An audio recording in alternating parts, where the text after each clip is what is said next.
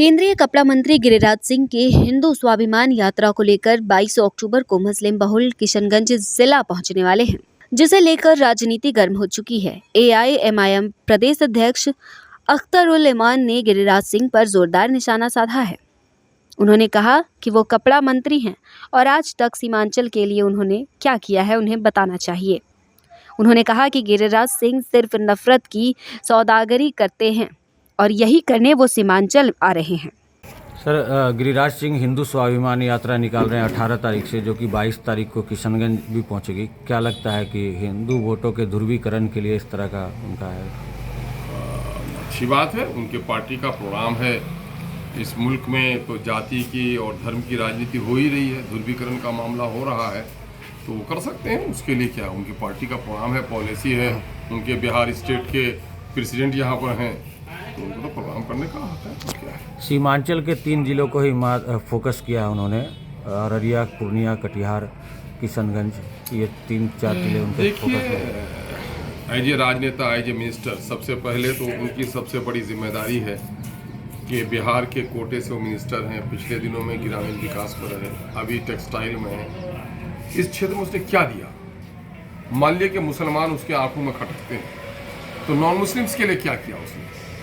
ये लोग, चूँकि बीजेपी का जो मेयार है वो गिर रहा है और उसका हर स्तर पे उसकी गिरावट आई है, तो फिर से वो नफरत की सौदागरी करेंगे। मैं भविष्यवाणी कर देता हूँ आपको, वो यहाँ आएंगे, वो टीका टोपी को टकराने वाली बात करेंगे, यहाँ की मस्जिदें उनको खटकेंगी, यहाँ मुसलमानों की आबादी उनको खटकेगी, और यहाँ पर जो हिंदू और मुसलमानों का प्रेम है ये उनको खटकेगा।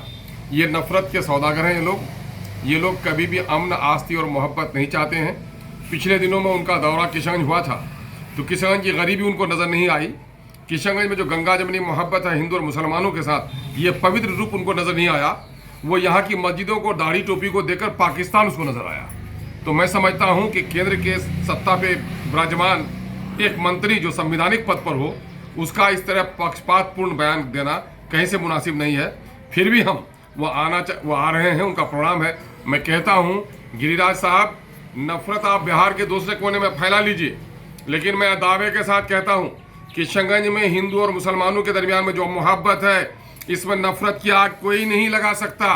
और मैं दावा कहता हूँ कि आप 2-4 दिन अगर इस सीमांचल में रह जाइएगा, तो नफरत की जो बीज है ना, आपकी नफरत की जो आग है, वो भी ठंडी पड़ेगी। क्योंकि सीमांचल के लोग गरीब हो सकते हैं, निरक्षर हो सकते हैं, कल कारखाने नहीं हैं, बीमार हो सकते हैं, लेकिन हिंदू और मुसलमानों में कभी यहाँ की मोहब्बत का सौदा नहीं होने दे सकते हैं। आज जो हिंदू और मुसलमानों की मोहब्बत, जो गंगा जमनी तहजीब, जो संगम, जो प्यार, जो प्रेम, जो स्नेह, जो सौहार्द किशनगंज और सीमांचल में है, ये पूरे देश को नसीब नहीं है।